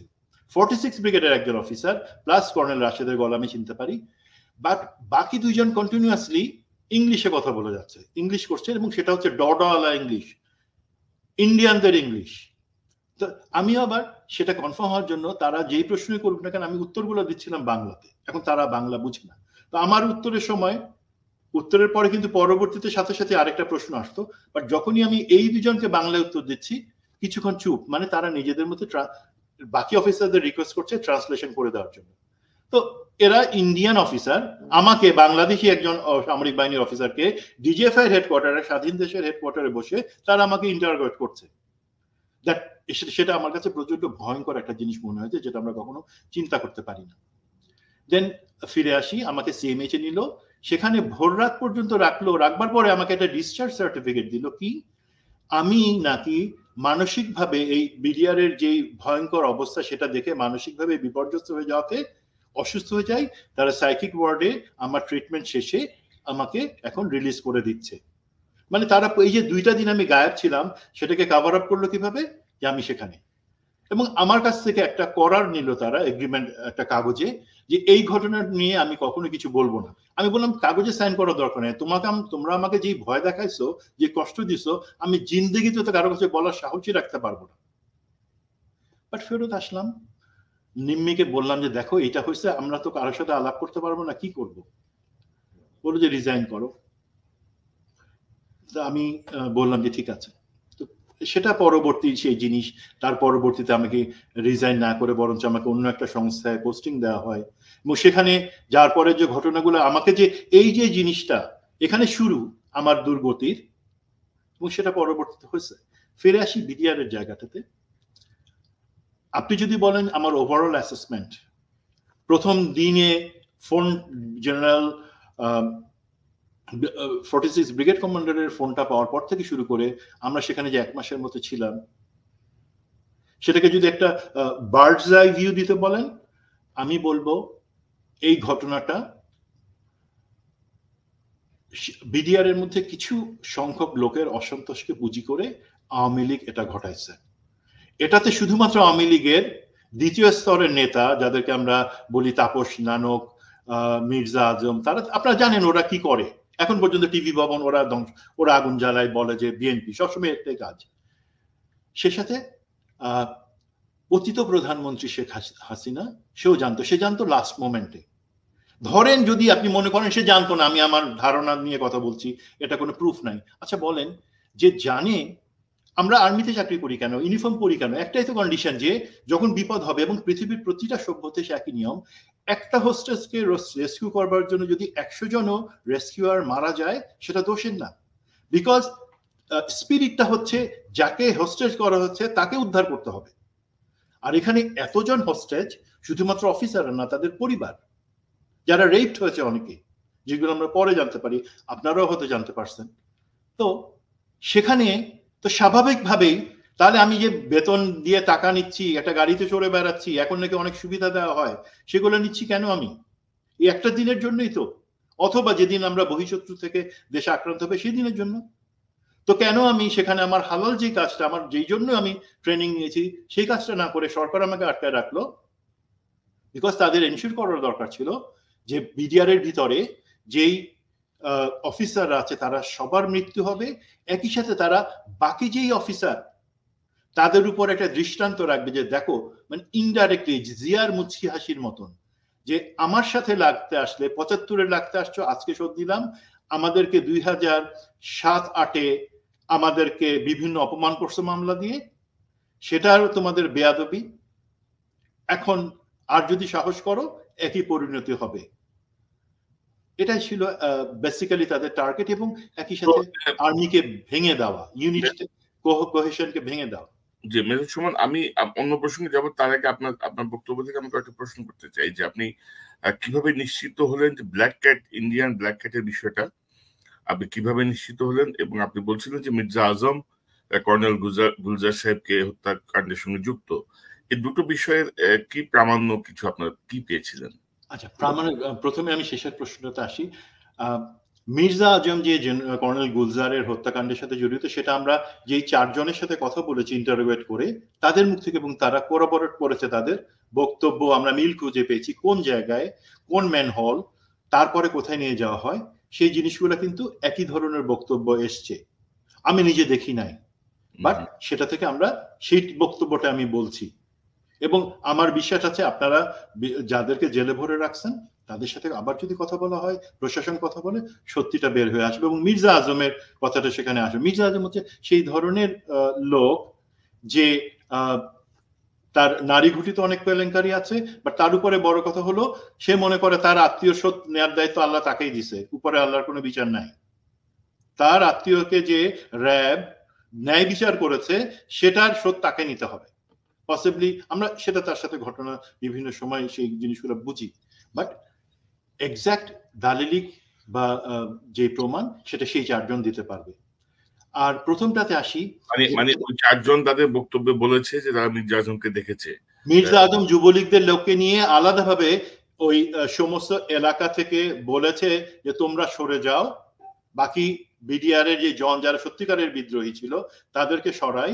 মির্জা আজম তার লোকদেরকে নিয়ে খুঁজেছে এবং লোক যুবলীগ ছাত্রলীগের কিন্তু বাইদেন বিডিআর এর ইউনিফর্ম তারা পরে নিয়েছে এবং তাদের হাতে বিডিআর এর অস্ত্র এবং দ্যাট টু সাবমেশিন গান তাদের হাতে, সেগুলো নিয়ে তারা খুঁজেছে এবং তারা আনফরচুনেটলি কর্নেল গুলজারকে পেয়েছে। তো এই মির্জা আজমের ক্ষোভের এই কারণটা কি, মূল কারণটা কি, এত ক্ষোভ কেন তার? আপনার বোধহয় মনে আছে যে মির্জা আজমের আত্মীয় বাংলাদেশের একজন জঙ্গি সংগঠনের জি হোতা, আমি সেই নাম ঘৃণিত নামগুলো এখানে আনতে চাচ্ছি না, বাট হোতা, এবং মির্জা আজমের উপর একটা প্রেশার ছিল, মির্জা উপর একটা প্রেশার ছিল ফ্যামিলি ভিউতে যে সেটা শোধ তাকে নিতে হবে, র্যাবের উপরে, র্যাব তার সাথে অন্যায় করেছে। যেহেতু কর্নেল গুলজার সে অপারেশন উনি তখন পুরো ম্যাজিকের মতো উনি একজন প্রফেশনাল অফিসার, উনি সেই জিনিসগুলো রাইটলি পয়েন্ট আউট করে সেগুলো এক্সিকিউট করেছেন, সেই দোষ থাকে। আর প্রথম প্রশ্ন যেটা বলছেন ব্ল্যাক ক্যাটের জিনিসটা, এখন ব্ল্যাক ক্যাটের জিনিসটা আমরা সেই একই বর্ণনা থেকে আসি এবং পরে আমরা যে ভিডিও ফুটেজ গুলা দেখি তার মধ্যে কিন্তু আপনারাও খেয়াল করবেন, যদি সিসিটিভির ফুটেজ গুলা যদি সেগুলো ধ্বংস করা না হয়ে থাকে সেগুলোতে হিন্দি কথা আছে এবং সৈনিকরা শুনেছে হিন্দিতে কথা বলছে, 1 নাম্বার। 2 নাম্বার, আমরা জানি ব্ল্যাক ক্যাটরা তাদের অস্ত্রটাকে কিভাবে ধরে, আমরা যে কোনো একটা পজিশনে ধরতে পারি, বাট ব্ল্যাক ক্যাটরা কিন্তু আলাদাভাবে অস্ত্র ধরে, 45 ডিগ্রি অ্যাঙ্গেলে তার সে মরে যাবে, 45 ডিগ্রি অ্যাঙ্গেলে অস্ত্র ধরা থাকবে। তো এই দুইটা জিনিস ভেরি ইম্পর্টেন্ট, যে কেন লোকে উর্দুতে কথা বলছে বা হিন্দিতে কথা বলছে এবং তারা যে অস্ত্র যেভাবে ধরে আছে সেগুলো থেকে ইজিলি তারা দুইটা পিক আপ ব্যবহার করেছে পুরা অল থ্রু ব্ল্যাক ক্যাটরা, এবং পিক আপ থেকে নামছে সাথে সাথে অস্ত্র এইভাবে ধরছে। They are the black cats. আপনি ব্ল্যাক ক্যাটস এর যে কোনো একটা ডকুমেন্টারি বা কিছুতে দেখবেন, they are the Indian black cats, ভারতের ব্ল্যাক ক্যাটস। এবং আপনাদের ইন্টারোগেশনে তারাও এই বিষয়টা নিশ্চিত করেছে। ব্ল্যাক ক্যাটদেরকে ইন্টারোগেশন করেনি, যাদের সাথে আমরা কথা বলেছি তারা নিশ্চিত করেছে দুইটা জিনিস, একটা হচ্ছে হিন্দিতে কথা বলা, এবং যখনই এখানে পলিটিক্যাল লোকজন এসছে এই লোকজনগুলো দেখা যাচ্ছে তাদের সাথে কথা বলছে। আর আমরা এই অস্ত্র ধরা এবং কিছু কিছু অডিও যে তাদের কথাবার্তা সেগুলো আমরা সিসিটিভির ফুটেজ থেকে আমরা সেগুলোকে ক্যাপচার করতে পেরেছি এবং বলেছি যে অনেক সৈনিকের ক্যামেরাতে তোলা ছোট্ট রিল 30 সেকেন্ড 40 সেকেন্ড সেগুলো আমরা কিন্তু পরে ক্যাপচার করি, যে ক্যামেরাগুলো তারা ফোনগুলো ফেলে গেছিল, তার মধ্যেও কিন্তু সেই জিনিসগুলো আছে যেখানে আমরা অডিওটা শুনতে পাচ্ছি কি বলছে। ওকে, আরেকটি প্রশ্ন, যে আপনাকে যখন ডিজিএফআই ইন্টারোগেট করে তখন ডিজিএফআই প্রধান কে বা কারা ইন্টারোগেট করলো আপনি তাদেরকে আইডেন্টিফাই করতে পারেন কিনা? যারা আইডেন্টিফাই করেছে তাদের মধ্যে থেকে একজনকে আমি সম্পূর্ণভাবে আইডেন্টিফাই করতে পারি, কর্নেল, পরবর্তীতে কর্নেল রাশেদ 22 লং করছেন। সে এখন কোথায় আমি জানি না আসলে সে কোথায় আছে। সে পরবর্তীতে র্যাব 1-এ ছিল, তারপরে আমি কিছু লোক মানে আমার কিছু ভয়ঙ্কর স্মৃতি যেগুলো সেগুলো আমি অ্যাকচুয়ালি আমার এই কম্পার্টমেন্ট থেকে আলাদা রাখতে চাই বলে আমি তাদেরকে কোনো ফলো করবার নাই। আর যেহেতু আমি প্রথম 6 বছর পালায় আসার পরে বাংলাদেশ বা কোথাও কোনো ফোনেও কথা বলি নাই, সুতরাং আমি ট্র্যাক করতে পারি নাই কে কোথায় আছে। হয়তো আছে আর্মিতে এখনো আছে, ব্রিগেডিয়ার জেনারেল হয়তো মেজর জেনারেল হয়ে যেতে পারে, সে হচ্ছে মেজর জেনারেল হামিদের কোর্সম্যাট। তো এটা ডিজিএফআই চিফ কে ছিল? ডিজিএফআই চিফ কে ছিল আমাকে একটু ট্রেস ব্যাক করে দেখতে হবে। Maybe it was lieutenant colonel Molla Fazle Akbar, উনি ছিলেন সম্ভবত, বাট আমি চেক করে আমাকে কনফার্ম করতে হবে। ওকে, এটা আমরা চেক করে নেব, অসুবিধা নাই। তো আপনারা ধরেন এই যে ইন্টারোগেট করলেন বা কথাবার্তা বললেন, একটি তদন্ত কমিটি হয়েছিল সে সময় লেফটেন্যান্ট জেনারেল জাহাঙ্গীরের নেতৃত্বে একটি তদন্ত কমিটি হলো। আপনারা এটা নিয়ে অনেক ধরনের ফর্মাল কাজ হলো, ইনফর্মাল কাজ হলো। তো আপনারা কি করলেন, মানে তদন্ত কমিটিতে আপনারা কি ফেস করলেন, তদন্ত কমিটিকে আপনি কিভাবে মূল্যায়ন করেন? জাহাঙ্গীর সাহেব তো এখন আবার অন্তর্বর্তীকালীন সরকারে অন্তর্ভুক্ত হয়েছেন, তো এটা একটু যদি বলেন যে বিচার প্রক্রিয়ায় আপনাদের অংশগ্রহণ কি ছিল বা সেটি যথাযথ হয়েছে কিনা, কোথায় ঘাপলা বা কোথায় ঠিক আছে, এটা একটু যদি বলেন। ওকে, প্রথম কথা, তদন্ত কমিটি সরকার থেকে যেটা, সেটা কিন্তু এই আইনমন্ত্রী, আগের যে পতিত আইনমন্ত্রী আনিসুল হক, তার নেতৃত্ব হয় এবং সেখানে কাজল ছিল মেইন আইনজীবী, কাজল একজন লোক, তা সেটা ছিল সরকারের। সেখানেও আমরা আমাদের এভিডেন্স এবং বক্তব্য দিয়েছি। আর সেনাবাহিনীতে এই যে চাপ, অফিসারদের ডিমান্ডের কারণে সেনাবাহিনীর ভিতর থেকে একটা তদন্ত টিম হয়, যেটা হেড করেন লেফটেন্যান্ট জেনারেল, উনি কেএমজি ছিলেন, এখন বর্তমানে স্বরাষ্ট্রমন্ত্রী হয়েছেন। এখন উনি আমাদের সাথে বিডিআর এর ভিতরে, আমরা তো বের হতে পারছি না, উনি আমাদের সাথে বসলেন। সম্ভবত মার্চ মাসের 2 বা 3 তারিখ, না হ্যাঁ 2 বা 3 তারিখ উনি বসলেন। উনি বললেন তার আগের দিনই পিএমএস পতিত হাসিনা কথা বলেছে, অফিসারদের সাথে অপমানিত হয়েছে, তো অফিসারদের ডিমান্ডের কারণে এখন এটা হয়েছে, তোমরা কি আমাকে বিশ্বাস করো? আমরা বললাম যে স্যার, আমরা আপনাকে চিনি, আমরা আপনাকে বিশ্বাস করি, আপনার যথেষ্ট ভূমিকা ছিল যৌথ বাহিনীর সময়, সুতরাং আমরা মনে করি আপনি সামওয়ান স্ট্রং, আপনি সত্যিটা বের করে আনেন, আমরা আমাদের কাছে যে এভিডেন্স আছে এবং পাবো সেগুলো দিব, আমরা যে কোনো আদালতে সাক্ষী দিতে চাই। তুমি বললেন তখন যে দেখো, আমাদের একটা দায়িত্ব হচ্ছে এই এভিডেন্স গুলা নিয়ে সেটা বিচার করা, আরেকটা হচ্ছে কি এটা তো আমরা তো সুশৃঙ্খল বাহিনী, তো আমাদের এমন কোনো কিছু এভিডেন্স বাইরে প্রচার করা উচিত হবে না যেটাতে সরকার বিব্রত হতে পারে। আর সরকার বিব্রত হলে দেখো আমাদের দেশ, জনগণ সবার জন্য খারাপ। উনি লম্বা একটা বক্তৃতা দিলেন, আমরা কনভিন্স হয়ে গেলাম। তো আমাদের কাছে যে আমরা যে অডিও গুলার কথা বলছিলাম, যে ভিডিওগুলা, যে বক্তব্য আমরা নিয়েছি সৈনিকদের কাছ থেকে, আমরা সমস্ত অফিসার আলাপ করলাম, সমস্ত অফিসার ছিল মেসে, প্রায় নিয়ার অ্যাবাউট 48 অফিসার্স সেখানে ছিল। আমরা এগ্রি করে এবং আমরা স্বেচ্ছায় সমস্ত এভিডেন্স এবং ঘটনার একটা প্রাথমিক বিবরণ প্রত্যেকের পয়েন্ট অফ ভিউ থেকে, যে যেই পয়েন্ট থেকে ঢুকেছে, শুনেছে, যার সাথে কথা বলেছে, সেগুলো আমরা দিলাম ওনার কাছে, যেটা হচ্ছে আর্মির যেই তদন্ত কমিটি তার কাছে দিলাম। এবং আমাদেরকে বলা হলো যে ওই বেসামরিক যে তদন্ত কমিটি সেটার কাছেও আলাদাভাবে কিছু দিতে হবে, বাট আমরা তো সব ওনার কাছে দিয়ে দিছি। আমরা বেসামরিক কমিটির জন্য দিলাম বিবৃতি, শুধু জবানবন্দি, সাক্ষীর জবানবন্দি, যে আমি ছিলাম 4 নাম্বার সাক্ষী রাষ্ট্রপক্ষে। তো জেনারেল জাহাঙ্গীরের কাছে দিয়ে আমরা খুবই খুশি, উনি ন্যায় বিচার করবেন। বাট পরবর্তীতে আমি যেটা শুনি, এবং আমি ব্যথিত, এবং জেনারেল জাহাঙ্গীরকে আমি বলছি যে আপনি আজকে অনেক ভালো পদে আছেন, আপনার আল্লাহ করুক আপনি তখন যে ভুলটা করেছেন এখন সেই ভুলটা করবেন না প্লিজ। তখন আপনি আওয়ামী লীগ সরকারের কাছে, শেখ হাসিনার কাছে আত্মসমর্পণ করে আমাদের সেই যে এভিডেন্স এক্সিবিট গুলো ছিল সেগুলো আপনি নষ্ট করে দিয়েছেন স্যার। আমি আজকে ওপেনলি বলি, আজকে কি আপনি একটা এভিডেন্স কোনো রেকর্ড থেকে আমাদেরকে ফেরত দিতে দেখাতে পারবেন যে সেগুলো আছে? You can't. এবং কিছু এভিডেন্স যেটা কোরোবরেট করে এবং যেটা শিখাই দিতে হবে এই সরকারি তদন্ত কমিটি, আপনি সেগুলা কাজল এবং আনিসুল হকের সাথে শেয়ার করেছেন, তারাও হয়তো সেগুলো ডিস্ট্রয় করে দিয়েছে, বাট বাই নাও তারা একটা গল্প বলার সুন্দর চমৎকার গল্প, যেখানে একজনের সাথে আরেকজনের কথা মিলবে, সেই মিলানো অনুযায়ী নিরপরাধ লোকজনকে জেলে ভরা হবে এবং অপরাধীদেরকে বের করে দেওয়া হবে, ইন্ডিয়াতে পাঠিয়ে দেওয়া হবে, সেগুলো আপনারা ব্যবস্থা করবেন এবং করেছেন। তো আমার আশা থাকবে, আমরা ভুল করি প্রত্যেকেই, ভুলটা যখন দ্বিতীয়বার হয় সেটা অন্যায়। জেনারেল জাহাঙ্গীর, আপনার কাঁধে এখন মহাদায়িত্ব, আপনি পারেন ভালো কাজ করতে, অথবা আপনি পারেন সেই একই ভুলের পুনরাবৃত্তি যেটা আপনি 2009 সালে করেছেন, সেই পুনরাবৃত্তি করে আমাদের সমস্ত অর্জনকে ব্যর্থ করে দিতে আপনি এই স্বরাষ্ট্র মন্ত্রণালয়ের দায়িত্বটাকে ব্যবহার করতে পারেন।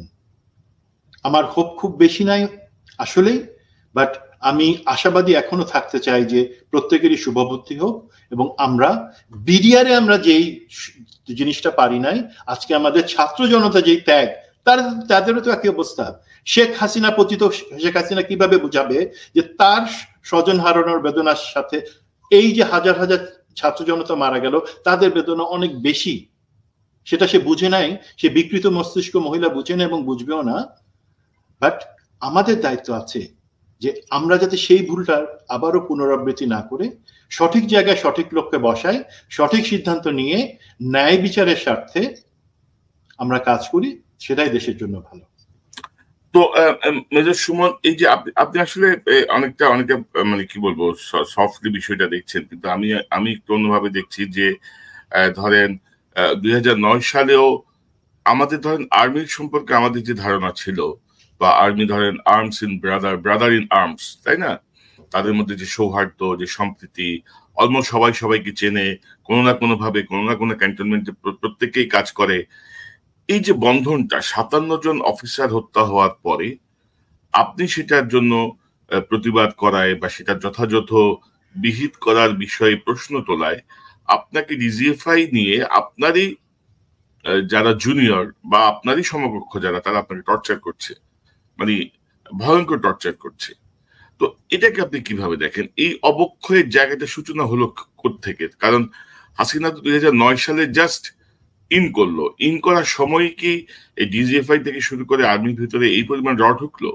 মানে এটা কি আপনি কখনো চিন্তা করেছেন, বা এটাকে আপনার ভাবনায় কাজ করে? প্রথম কথা, আমরা এই জিনিসটা চিন্তা করা যে সুযোগ সেটাও হারায় ফেলছে না, বিকজ 25শে ফেব্রুয়ারি এই মর্মান্তিক ঘটনার পর অ্যাকচুয়ালি আমরা একজন, আপনি ঠিক বলেছেন, একজন আরেকজন সহকর্মী বা অফিসারকে বিশ্বাস করতে পারছিলাম না। সৈনিকরা আমাদের বিশ্বাস করতে পারছে না, আমরাও সৈনিকদেরকে ট্রাস্ট নিতে পারছি না। এমন একটা জায়গায় চলে গেছি যেটা ছিল অ্যাকচুয়ালি একটা latent mission of Awami League, যেটা তারা মুখে না বলে অ্যাকচুয়ালি তারা বড় অ্যাচিভ করেছে। অফিসার সৈনিক তাদের মধ্যে যে কোহেশন, একটা সৈনিক সে অফিসারের জন্য জান দিয়ে দিতে পারে, সে তার হাজার প্রমাণ আছে।